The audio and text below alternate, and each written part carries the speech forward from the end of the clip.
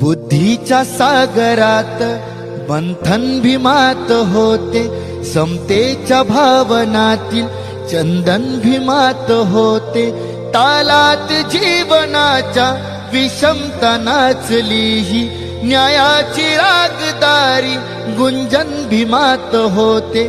संकल्प या मनाचा क्रांती करून गेला, निधड्या मनाचा मोठा होऊन सिंह गेला. दीपविले कैक ज्ञानी माझ्या धुरंधराने, इतिहास घडविला माझ्या युगंधराने.